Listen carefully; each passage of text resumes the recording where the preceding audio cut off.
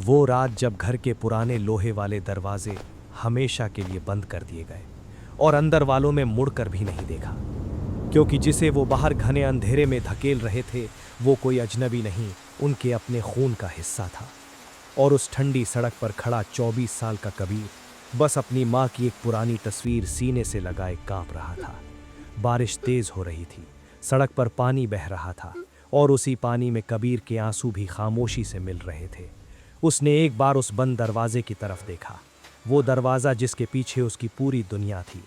उसके दो बड़े भाई विक्रम और अमन, जिनके साथ उसने बचपन में एक ही थाली में खाना खाया था।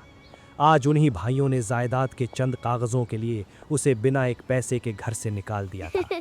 कबीर के पास न कोई छत थी न कोई ठिकाना। तभी उस बंद दरवाजे के पार से विक्रम की एक कड़क आवाज़ आई, मुड़कर मत देखना, अब इस घर में तेरा कोई नहीं है। मगर हालात हमेशा ऐसे नहीं थे। एक वक्त था जब उस घर के आंगन में धूप भी मुस्कुरा कर उतरती थी। कबीर इस घर का सबसे छोटा बेटा था, जो अपनी माँ के बहुत करीब था। उसकी माँ एक बेहद नेक और मेहनती औरत थी, जिन्होंने न सिर्फ उन तीनों भाइयों को पाला बल्कि अपनी बीमार सास की भी बरसों तक बिना किसी शिकायत की खिदमत की। और उनके पिता एक सीधे साधे इंसान। पिता ने हमेशा अपनी औलाद को एक ही सबक दिया था, मरते दम तक तीनों भाई एक मुट्ठी बनकर रहना। कबीर को लगता था कि ये मोहब्बत कभी ख़त्म नहीं होगी। उसे लगता था कि उसके बड़े भाई विक्रम और अमन हमेशा उसके सिर पर साया बनकर रहेंगे।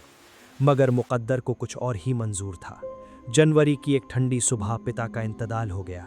घर की दीवारें अभी इस सदमे से उभर भी नहीं पाई थीं कि अगले ही साल नवंबर के महीने में माँ भी हमेशा के लिए खामोश हो गई। कबीर बुरी तरह टूट गया था। वो अपनी माँ के बिना एक पल नहीं रह सकता था। मगर माँ बाप के जाने के बाद घर का नक्शा ही बदल गया। बड़े भाई विक्रम का लहजा अचानक सर्द होने लगा। विक्रम का एक छोटा बेटा था जो अक्सर बीमार रहता था। दवाइयों के खर्च और गरीबी के खौफ ने विक्रम के अंदर के इंसान को मारना शुरू कर दिया था। उसे लगने लगा कि कबीर और अमन उस पर एक बोझ हैं। दुकान और मकान का लालच विक्रम के जहन में जहर की तरह फैलने लगा। और एक शाम विक्रम ने एक ऐसा फैसला किया जिसने तीन भाइयों के खून के रिश्ते को हमेशा के लिए कागज़ का टुकड़ा बना दिया। उस रात बेघर होने के बाद कबीर ने किसी से शिकायत नहीं की। वो चाहता तो हक के लिए लड़ सकता था, मगर जिस घर से माँ बाप की खुशबू आती हो वो उस घर को अदालत के कीचड़ में नहीं घसीटना चाहता था। उसने अपने आंसू पोंछे और उस शहर की एक अनजान गली में चला गया। अगले कुछ महीने किसी जहन्नुम से कम नहीं थे। कबीर ने सड़क किनारे सोकर रातें गुजारी। दिन भर वो स्टेशन पर मजदूरी करता और रात को उसी थकान में अपनी माँ की तस्वीर देखकर सो जाता। मगर उसने हार नहीं मानी।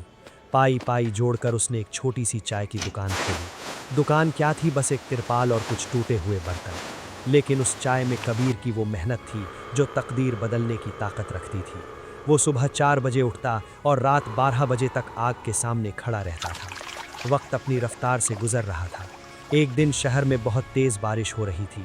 विक्रम अपनी नई गाड़ी से घर लौट रहा था। तभी ट्रैफिक सिग्नल पर उसकी गाड़ी रुकी। उसने खिड़की से बाहर देखा।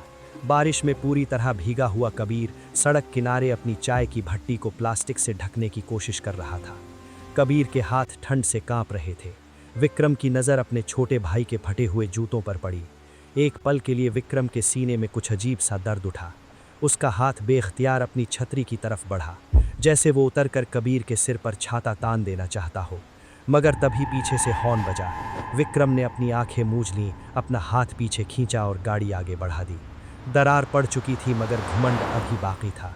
कबीर ने विक्रम की उस गाड़ी को जाते हुए देख लिया था। उसकी आंखों में एक दर्द था मगर होठों पर कोई बद्दुआ नहीं थी। उस दिन के बाद कबीर ने खुद को काम की भट्टी में पूरी तरह झोंक दिया। उसकी सच्चाई और जुबान की मिठास ने लोगों का दिल जीतना शुरू कर दिया। एक छोटी सी चाय की टपली धीरे धीरे एक पक्की दुकान में बदल गई और फिर वो दुकान उस इलाके का सबसे बड़ा रेस्टोरेंट बन गई। 5 सालों में कबीर का नाम शहर के सबसे बड़े कारोबारियों में गिना जाने लगा। उसने अपने बलबूते पर एक ऐसा मुकाम हासिल कर लिया था जहां पहुंचना विक्रम की सोच से भी परे था। मगर तकदीर का असली खेल तो शहर के दूसरे कोने में शुरू हो रहा था, जहां विक्रम का गुरूर चूर चूर होने वाला था। विक्रम ने कबीर का हक मारकर जो दौलत जमा की थी वो उसे रास नहीं आई। जिन दोस्तों के साथ मिलकर उसने अपना नया बिजनेस शुरू किया था उन्होंने ही उसकी पीठ में छुरा घोंक दिया। एक बड़े घोटाले में विक्रम को फंसाकर उसके सारे पार्टनर्स देश छोड़कर भाग गए। एक ही झटके में विक्रम का सब कुछ खत्म हो गया। बाजार में उस पर इतना कर्ज हो गया कि उसकी रातों की नींद उड़ गई। कर्जदार हर रोज उसके दरवाजे पर आकर गालियां देने लगे।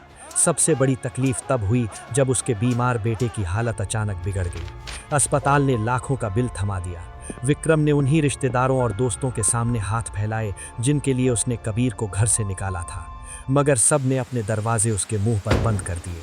उस रात विक्रम अस्पताल के बाहर फुटपाथ पर अकेला बैठा था। उसे अचानक कबीर की याद आई।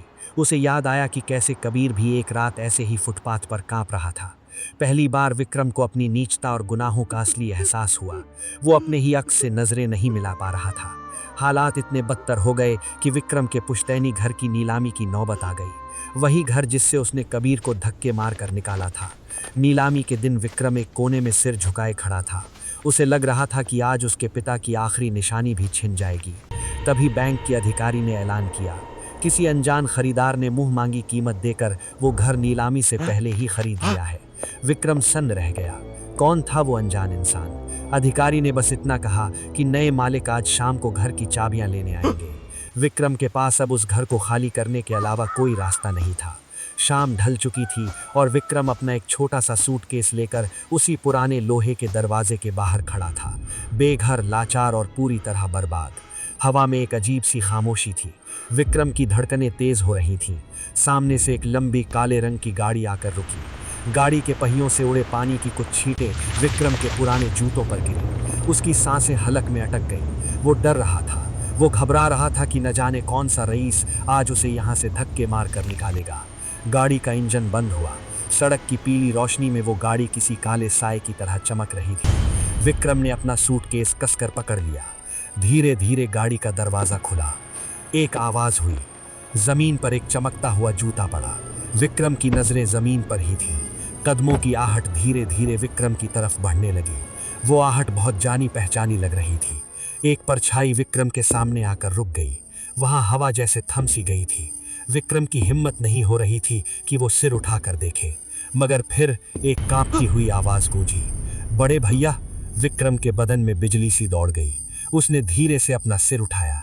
सामने कबीर खड़ा था, वही कबीर जिसे उसने एक रात इसी चौखट से लावारिसों की तरह निकाल दिया था। मगर आज कबीर के चेहरे पर कोई गुस्सा नहीं था, कोई बदले की आग नहीं थी। कबीर की आंखों में अब भी वही पुरानी मासूमियत और वही नमी थी। कबीर ने अपना हाथ आगे बढ़ाया और एक कागज विक्रम की तरफ कर दिया। वो घर के कागज थे, मगर विक्रम के पसीने तब छूटे जब उसने कागज पर घर के नए मालिक का नाम पढ़ा। कागज पर कबीर का नाम नहीं था, उस पर विक्रम के बीमार बेटे का नाम लिखा था। विक्रम के हाथ से वो कागज छूटकर जमीन पर गिर गया। कबीर ने भारी आवाज में कहा, पिताजी ने कहा था ना भैया, तीनों भाई एक मुट्ठी बनकर रहना। ये सुनते ही विक्रम के अंदर का बचा खुचा घमंड, उसका गुरूर, उसकी अना, सब कुछ राख हो गया। वो अपनी गलतियों के बोझ तले इतना दब गया कि उसके घुटने जमीन पर टिक गए। वो कबीर के पैरों में गिर पड़ा और फूट फूट कर रोने लगा। आज वो एक कामयाब कारोबारी के सामने नहीं हारा था, वो अपने छोटे भाई के उस एहसान और मोहब्बत के सामने हार गया था जिसे वो कभी समझ ही नहीं पाया। आगे सिर्फ बर्बादी थी। अगर कबीर आज ये कदम ना उठाता, तभी गाड़ी का दूसरा दरवाजा खुला। विक्रम ने रोते हुए पीछे मुड़कर देखा। गाड़ी से अमन उतरा। अमन जो घर छिनने के बाद सालों से लापता था। कबीर ने अमन को बहुत पहले ही सड़क से उठा लिया था, जब अमन भूख से दम तोड़ रहा था। कबीर ने उसे ना सिर्फ माफ किया था, बल्कि अपने बिजनेस में साझीदार भी बना लिया था। विक्रम ये देखकर सुन रह गया। उसे महसूस हुआ कि दौलत कमाने के चक्कर में वो कितना गरीब हो गया था और कबीर अपना सब कुछ लुटाकर भी कितना अमीर निकला। विक्रम ने अपने दोनों हाथ जोड़ लिए। उसके होंठ कांप रहे थे। मुझे माफ मत करना कबीर, मैं इस लायक नहीं हूँ। मैंने डर के मारे तुम दोनों की जिंदगियां तबाह कर दी। विक्रम के अश्क जमीन पर गिर रहे थे। उसका ये पछतावा किसी डर से नहीं, बल्कि उस मोहब्बत की हार से पैदा हुआ था जो उसने कभी कबीर को नहीं दी। उसका दिल अंदर तक टूट चुका था। उसने कबीर के पांव कसकर पकड़ लिए। कबीर धीरे से नीचे झुका। उसने विक्रम के दोनों कंधे पकड़े और उसे अपने सीने से लगा लिया। दोनों भाई उस सड़क पर ऐसे रोए जैसे बरसों का रुका हुआ दरिया टूट गया हो। आज उस पुराने घर का दरवाजा फिर से खुला था। तीनों भाई एक साथ उस चौखट के अंदर कदम रख रहे थे। सब कुछ ठीक हो गया था, मगर कबीर के दिल के गहरे कोने में वो सड़क वाली सर्द रात हमेशा के लिए एक छोटी सी टीस बनकर रह गई। क्योंकि जख्म भले ही भर जाए, मगर उनके निशान हमेशा याद दिलाते हैं कि हम कितनी दूर से चलकर आए हैं। दौलत से सिर्फ मकान खरीदे जाते हैं, मगर घर हमेशा अपनों की माफ़ी और मोहब्बत से बसते हैं।